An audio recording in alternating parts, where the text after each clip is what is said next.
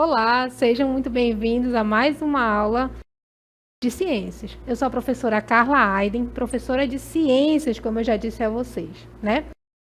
Então, vamos se preparar aí para a nossa aula e vamos à leitura do nosso objeto de conhecimento. O objeto de conhecimento da aula 7, Vida humana fora da Terra. Detalhamento, os exoplanetas e as tecnologias para viagens interestelares. Distância, tempo e buracos de minhoca. Então, vamos à nossa aula?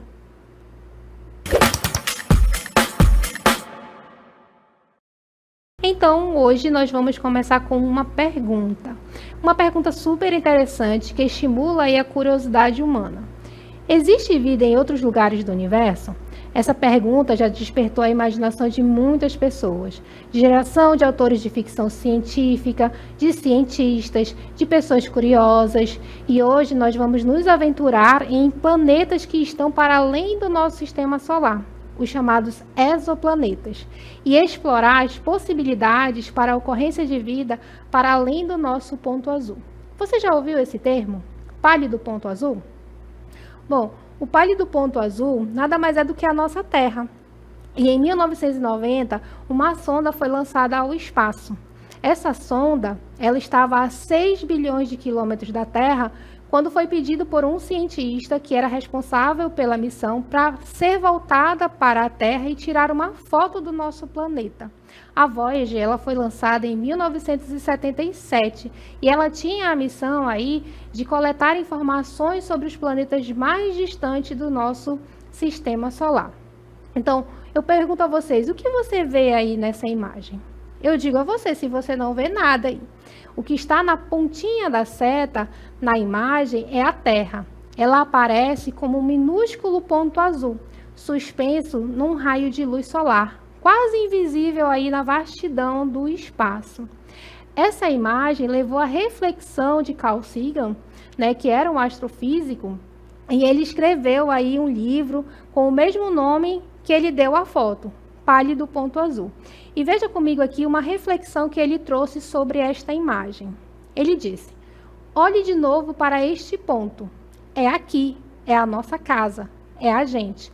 Nosso planeta é um ponto solitário na grande escuridão cósmica. Carl Sagan, Pálido ponto azul. Percebam que essa foto, ela nos traz aí a reflexão sobre o quanto o nosso planeta é pequenininho, o quanto ele está ali quase que invisível na vastidão do universo. Nos faz refletir sobre a fragilidade do nosso planeta, a necessidade de cuidarmos da Terra, da vida presente no nosso planeta. O quanto nós somos pequenos diante da imensidão do universo, mas ainda assim, de forma contraditória, ainda que mesmo pequenos diante da imensidão do universo, o quanto a vida ela é única e preciosa. E o que faz do nosso planeta algo tão precioso? A vida presente nele. Bom, essa vida, ela existe por conta da combinação de fatores, e um deles é a zona habitável. A zona habitável é a região de uma estrela onde a temperatura permite a existência de água líquida. O planeta não pode estar nem muito perto da estrela para que a água venha a evaporar e nem pode estar muito distante para que ela esteja em estado sólido. Percebam na nossa imagem que nós temos aqui a indicação da zona habitável.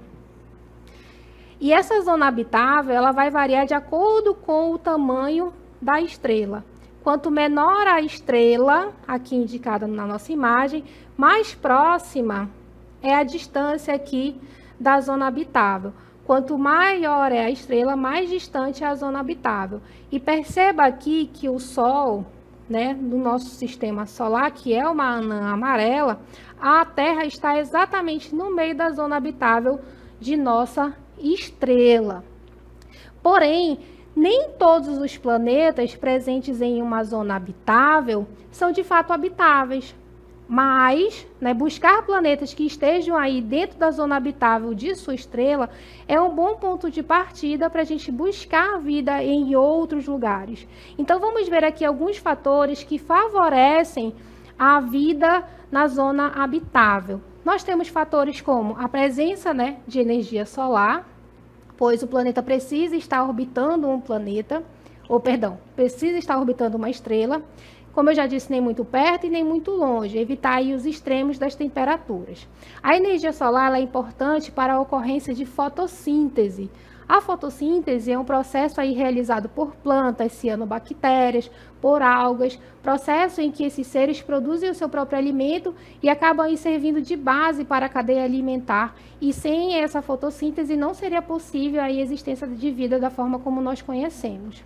Então, a energia solar ela também aquece o planeta a uma temperatura adequada para a vida. Outra característica importante é a presença da atmosfera com os gases que nós temos aqui. Por exemplo, o oxigênio, né, que é responsável aí pela respiração. A maior parte dos seres vivos presentes na Terra fazem respiração aeróbia, ou seja, respiram oxigênio. A presença de dióxido de carbono, aí, que participa aí do processo da fotossíntese. A presença da camada de ozônio também é importante para fazer a filtração dos raios ultravioletas.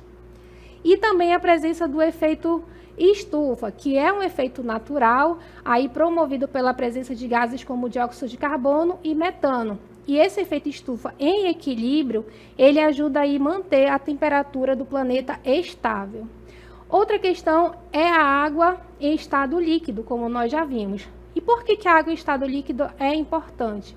Porque ela promove aí as reações químicas, né, que são favorecidas em meio líquido. Então, vai permitir o transporte de nutrientes no corpo dos seres vivos, a remoção de resíduo aí das atividades metabólicas e a regulação térmica dos organismos. Outra questão da água líquida é o ciclo da água, pois a partir dos processos de evaporação, condensação, precipitação e a infiltração no solo, essa questão do ciclo da água aí ajuda a renovar os recursos hídricos e conecta os sistemas climáticos e os ecossistemas. Outra condição é o clima estável e a temperatura moderada. Essa temperatura deve permitir a existência de água em estado líquido, evita aí os extremos climáticos constantes, pois essa variação de climas pode levar aí à dificuldade da vida em evoluir. Também garante hábitats diversos e equilibrados. E também temos aqui a presença do campo eletromagnético, ou campo magnético, perdão. O campo magnético da Terra ele é proveniente do núcleo do planeta, que é feito de níquel e ferro. E juntamente com a movimentação do planeta, isso gera aí esse campo magnético. E esse campo ele funciona aí desviando partículas solares que podem ser prejudiciais às formas de vida. E também a presença desse campo magnético evita aí a erosão da atmosfera, que levaria a outras consequências que dificultaria a presença de vida em nosso planeta. Portanto, em meio à vastidão do universo, a Terra permanece como um raro exemplo de equilíbrio cósmico, reunindo todos os elementos essenciais para a ocorrência de vida. Sua localização na zona habitável, nem muito perto, nem muito longe do Sol, permite aí o que nós já falamos e vamos reforçar, a presença de água líquida, que é o elemento essencial para a vida da forma como nós a conhecemos. Então, essa faixa estreita aí, orbital, é um critério fundamental na busca por exoplanetas, esses planetas que estão aí além do nosso sistema. Portanto, os exoplanetas, eles são planetas que orbitam outras estrelas que não a nossa. Eles são objetos celestes que não emitem luz, como todo e qualquer planeta. E por isso, por estarem a distâncias muito grandes, né, nós não conseguimos aí observá-los ou detectar eles de forma fácil. Então, os primeiros exoplanetas foram descobertos em 1992 e esse exoplaneta ele orbitava um pulsar, que é uma estrela de nêutron, já no final da sua vida. Existem hoje mais de 5.000 exoplanetas descobertos e eles foram detectados a partir da observação de telescópios espaciais, como o Kepler e o James Webb. Então, vamos ver aí quais são os métodos utilizados para detectar esses exoplanetas tão distantes. Nós podemos utilizar o método de trânsito, que é quando um planeta ele passa em frente à estrela. Nós podemos utilizar a velocidade radial, que são pequenas oscilações na estrela, indicando a presença de um planeta. Essas oscilações, elas são provenientes da interação gravitacional entre a estrela e o planeta, que promovem aí essas oscilações e nos levam a crer que existe ali um planeta próximo a essa estrela. E também temos a observação direta, que é muito mais raro de acontecer devido às grandes distâncias. A imagem direta foi o que aconteceu quando, lá nas antigas civilizações humanas, quando observaram Vênus, Júpiter e outros planetas do nosso sistema solar. Vamos ver aqui mais detalhadamente o método de trânsito. Ele se baseia na observação da variação na luminosidade de uma estrela ao longo do tempo. Quando um planeta ele orbita uma estrela, ele passa entre ela e o observador da Terra. Ou seja, quem está olhando para a estrela vai ver o planeta passar na sua frente. Então, quando o planeta passa na frente da estrela, ele bloqueia uma pequena quantidade de luz estelar. E é justamente essa diminuição temporária na luz que é detectada pelos telescópios, indicando aí a possível presença de um exoplaneta. Portanto, nós podemos aqui observar no nosso gráfico, que vocês vão ver agora, a variação da luz que é captada pelo telescópio. Então, normalmente, uma estrela brilha de forma constante, mas o trânsito de um planeta pode causar interferência na quantidade de luz que chega até o observador da Terra. Quando isso acontece, o brilho que a gente vê fica menor por um tempo e depois volta ao normal. Se medirmos esse brilho e fizermos um gráfico, que é justamente isso que vocês estão vendo, quando essa bolinha, que seria o planeta, passando em frente à estrela, faz o quê? Que a quantidade de iluminação caia. E é isso que o gráfico mostra. Quando o planeta sai de frente da estrela, o gráfico volta a marcar aí a iluminação constante da estrela. Então, essa curva no gráfico, nós chamamos de curva da luz. Portanto, né, é assim que nós conseguimos aí verificar a presença de exoplanetas em outras estrelas. Vamos conhecer agora os diferentes tipos de exoplanetas. Temos aí Júpiteres quentes, que são gigantes gasosos que orbitam muito perto da estrela. Nós temos os superterras, que são planetas rochosos maiores do que a Terra. Nós temos os mini-Netunos, que são planetas menores do que Netuno, mas com uma atmosfera bastante espessa. E temos aqueles que são chamados de exoplanetas habitáveis, que estão localizados aí na zona habitável, onde pode existir água líquida. E, professora, qual a importância de se pesquisar, de se descobrir exoplanetas? Bom, eles nos ajudam a entender a formação e a evolução de sistemas planetários, porque nós conhecemos o nosso sistema, mas nós temos a curiosidade de entender como outros sistemas se formaram. Também, a busca por exoplanetas potencialmente habitáveis, com condições semelhantes às da Terra, é uma área de pesquisa ativa, pois a detecção de vida em outros planetas é um dos objetivos da astronomia moderna. Então, vamos conhecer aqui alguns exoplanetas que já estão aí descritos, né, pela astronomia. Vamos à Próxima Centauro B, ou Próxima Centauro Bzinho. Foi descoberto em 2016. Ele orbita uma estrela chamada Próxima Centauro, a estrela mais próxima do Sol, e está a 4,2 anos-luz de distância, a aproximadamente 39,6 bilhões de quilômetros da Terra. A Próxima Centauro B é um planeta rochoso que está na zona habitável de sua estrela e possui um tamanho semelhante ao da Terra. Sua atmosfera ainda não foi confirmada. Então, nós temos aqui essas informações sobre a Próxima Centauro B, este planeta aí próximo, o mais próximo, né, ao do que seria a Terra. Então, esse planeta ele tem alguns problemas para a questão de habitabilidade, né? Sua estrela é muito ativa, então ela acaba emitindo muita radiação e também ocorrem muitas erupções em sua estrela. Então, isso aí dificulta ou impossibilita, na verdade, possíveis formas de vida, porque essa proximidade com a estrela faz com que, se ele tiver uma atmosfera, essa atmosfera venha sofrendo a interferência da radiação solar, caso ele não tenha um campo magnético forte para protegê-lo.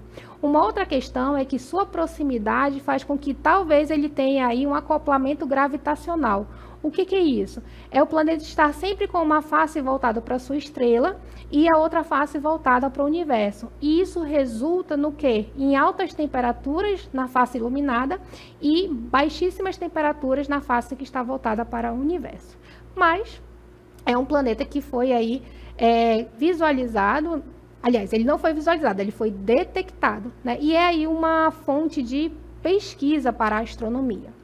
Outros planetas que estão aí dentro do estudo da astronomia são os que estão presentes dentro do sistema TRAPPIST-1. Neste sistema, né, que está localizado a aproximadamente 40 anos-luz da Terra, na constelação de Aquário, a sua estrela é uma estrela anã ultrafria, muito menor e menos brilhante do que o Sol. Este sistema foi descoberto em 2017 e possui 7 planetas rochosos. Então, isso foi assim um grande feito nessa descoberta de tantos planetas rochosos dentro de um sistema.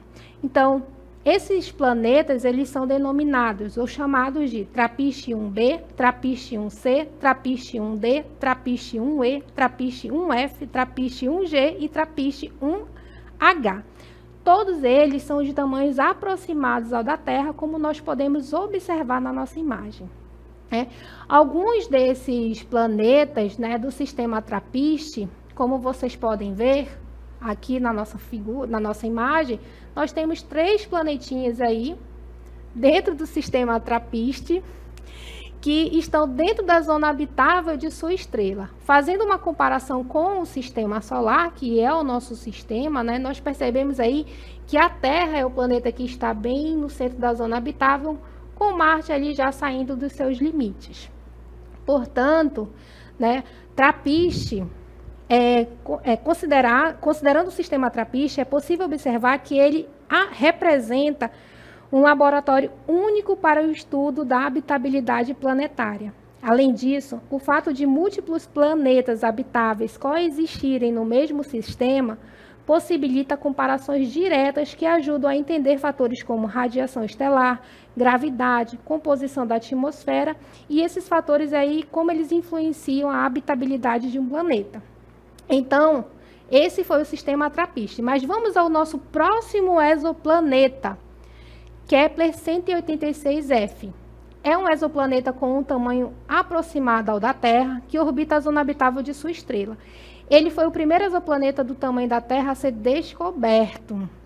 Kepler-186 orbita uma estrela anã vermelha, chamada de Kepler-186, e está localizada a cerca de 500 anos-luz da Terra, na constelação de Cisne. Sua descoberta foi anunciada em 2014 e ele tem um raio maior do que a Terra e um período orbital de 130 dias. Bom, Kepler, embora esteja dentro da zona habitável de sua estrela, ainda não se sabe ao certo se ele tem ou não atmosfera, se ele tem água líquida, se ele é rochoso ou não. No entanto, sua descoberta é um marco importante na busca de planetas semelhantes à Terra e com potencial para abrigar vida. Bom, todas essas descobertas só foram possíveis graças a avanços tecnológicos como a construção, a elaboração de satélites, telescópios e sondas, que são todos dispositivos utilizados na exploração espacial, mas com funções distintas. Os satélites eles vão orbitar aí a Terra e podem ter diferentes ou diversas finalidades. Eles servem para a comunicação, para a observação da Terra, para a navegação, para a pesquisa científica.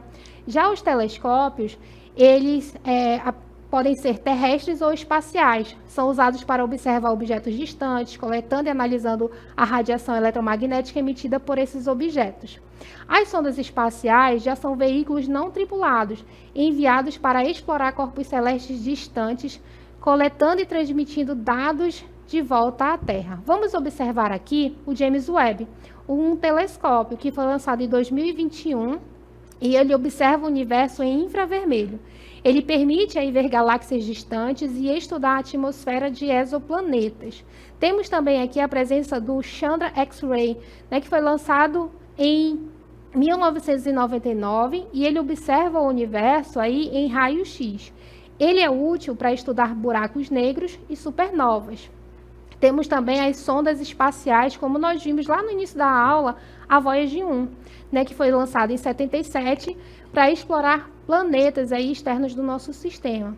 A Voyager é o objeto mais distante feito pelo homem vagando ou viajando pelo espaço.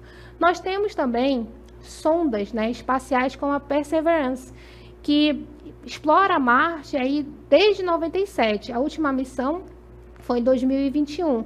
A NASA tem enviado aí rovers que são equipamentos robóticos para coletar amostras de Marte. Esses rovers, eles fazem o quê? Eles analisam a composição do solo, eles verificam aí as rochas, os minerais, a atmosfera, sinais químicos que indiquem vida passada neste planeta e fazem o mapeamento do terreno. Bom, nós já conhecemos outros sistemas, já verificamos a presença de exoplanetas, fomos aí, exploramos todo o nosso sistema solar, mas um outro passo aí da viagem, né, dos humanos pelo universo se trata das viagens interestelares, né, que são o próximo passo ousado da humanidade, pelo menos é isso que se deseja. Deixar o sistema solar e alcançar estrelas distantes em busca de novos mundos e talvez de novas formas de vida. Essa jornada vai exigir tecnologias revolucionárias capazes de percorrer distâncias inimagináveis e também coragem para enfrentar o desconhecido. Então vamos ver aqui algumas distâncias, né, equivalentes aos dos nossos vizinhos para a gente ver se realmente nós somos tão vizinhos assim, né? Vizinhos, mas nem tanto. Então, vamos ver aqui, a distância da Lua em relação à Terra é de aproximadamente 384 mil quilômetros. Levou-se 3 dias aí para que a tripulação do Apolo chegasse até a Lua.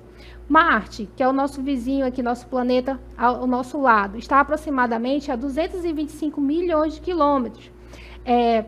Levaria-se em torno de 6 a 9 meses para se chegar lá, tendo-se a tecnologia de um foguete químico, né, que é o que nós temos hoje. Netuno, que é o último planeta do nosso sistema solar, ele está aproximadamente a 4,5 bilhões de quilômetros. A Voyager passou por Netuno em aproximadamente 12 anos. Já a próxima Centauro B, que está a 40 trilhões de quilômetros, a Voyager, né, que está vagando aí pelo universo, levaria aproximadamente 70 mil anos para chegar próxima a Centauro B. Bom, os desafios para as viagens interestelares são muitos. Um deles é a distância. As estrelas mais próximas, elas estão aí, no caso da Centauro B, está a 4,2 anos-luz, o que levaria milhares de anos com a tecnologia atual para que nós pudéssemos chegar até lá. Outra questão é a velocidade da viagem. Precisaríamos atingir uma fração significativa da velocidade da luz para atingir aí uma viagem que um humano pudesse percorrer essas distâncias. Outra questão é a energia e propulsão. As naves exigiriam enormes quantidades de energia para fazer essas viagens. Outra questão é a manutenção da vida, garantia e subsídios para que seres humanos pudessem viajar, como a água, o ar e comida, entre outras coisas. E também a comunicação. Sinais de rádio levariam anos para chegar até a Terra, o que dificultaria a comunicação entre quem está viajando e quem está aqui na Terra auxiliando quem estaria viajando no espaço. Então, rumo às estrelas, né? As viagens interestelares são atualmente inviáveis, mas isso nunca impediu a humanidade de sonhar. Já dominamos os céus, pisamos na Lua, exploramos os confins do sistema solar com sondas. Cada avanço da ciência e da engenharia nos aproxima do impossível. Portanto, nós queremos ir rumo às estrelas, né? Mas esse sonho desafia os limites da ciência que nós temos hoje. Mas nós temos um projeto aí, que é o projeto Starshot, que é uma ousada iniciativa que visa enviar minúsculas sondas espaciais em direção à estrela mais próxima, que é Centauro, que fica, como nós já dissemos, a 4 anos-luz da Terra. A ideia é usar velas leves impulsionadas por lasers superpotentes da Terra, acelerando essas sondas em até 20% da velocidade da luz. Se esse projeto der certo, essas naves poderiam chegar até o sistema estelar vizinho em apenas 20 anos, algo impensável com a tecnologia que nós temos hoje. Portanto, é um passo ousado da humanidade rumo às estrelas, uma missão que transforma a ficção científica em uma ciência em construção. Nós podemos aqui observar uma tirinha que demonstra aí o projeto Starshot, né, que seria aí chegar até a próxima Centauro. Então, da Terra, existiria aí o lançamento desses raios lasers que impulsionariam essas micronaves em direção ao planeta. Então, a tirinha diz: rápido, pegue os dados pessoais desse planeta e envie de volta para a Terra. Então, é um sonho poder chegar até um planeta que está tão distante e coletar informações, né, com espaçonaves que possam ali visualizar as características desse planeta. Bom, em busca desse sonho, né, que são das viagens interestelares, para explicar melhor essas questões, eu pedi a ajuda da professora Risolda, professora de Física. Vamos ver o que ela tem a dizer? Olá, pessoal! Tudo bem com vocês? Eu sou a professora Risolda Farias, de Física, e trago para você um assunto interessante, mas não muito comum. Vamos lá saber? É a teoria da relatividade, proposta por Albert Einstein. Oferece uma solução intrigante para o principal obstáculo das viagens interestelares, as distâncias astronômicas e o tempo de percurso. Embora a teoria não torne essas viagens fáceis, ela oferece um atalho para o viajante, não para a nave. O segredo está na dilatação do tempo, um fenômeno central na relatividade especial. De acordo com essa teoria, quanto mais rápido um objeto se move, mais lentamente o tempo passa para ele, em comparação com um observador parado. Em velocidades próximas à da luz, que equivale a aproximadamente 300 mil quilômetros por segundo, essa diferença se torna significativa. Trago para você um exemplo. Qual é este exemplo? É de um astronauta. Vamos imaginar que para um astronauta a bordo de uma nave que viajasse a 99% da velocidade da luz, aquela que nós falamos há pouco, até a estrela mais próxima. E qual é essa estrela mais próxima? A próxima, Centauro, que ela a cerca de 4,2 anos-luz de distância, que representa aí a unidade. Quando você fala de estrelas, você fala aí sobre a distância que é chamada anos-luz. Então, a viagem levaria apenas algumas semanas para o próprio astronauta, enquanto mais de 4 anos teriam se passado na Terra. Pessoal, essa viagem, que para nós seria de 4 anos, para o astronauta se resumiria a um tempo muito menor, permitindo-lhe alcançar estrelas distantes em um período viável de vida. Embora a nave não chegue mais rápido ao seu destino do ponto de vista terrestre, o tempo a bordo passa mais devagar, possibilitando que o viajante complete a jornada. Então, outro aspecto, pessoal, mais especulativo é a relatividade geral, que descreve como a gravidade deforma espaço e o tempo. Então, ele vai deformar o espaço e o tempo. E essa ideia abriu porta para conceitos como buracos de minhoca, que seriam como atalhos cósmicos. Se um buraco de minhoca pudesse ser encontrado ou criado, ele poderia conectar 2 pontos distantes do universo, permitindo que uma nave os percorresse em instantes. No entanto, pessoal, buracos de minhoca permanecem como um conceito teórico, sem evidências de sua existência. Em resumo, a teoria da relatividade oferece uma rota para as viagens interestelares, não encurtando a distância física, mas sim o tempo subjetivo do viajante através da dilatação do tempo. Isso faz com que a exploração de galáxias distantes deixe de ser uma impossibilidade e se torne, ao menos em tese, uma jornada fisicamente suportável para o viajante, pessoal. Então era isso, hein? Tchau!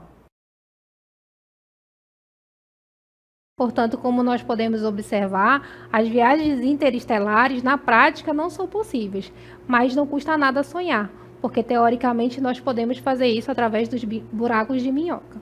Então essa foi a nossa aula de hoje. Até a próxima!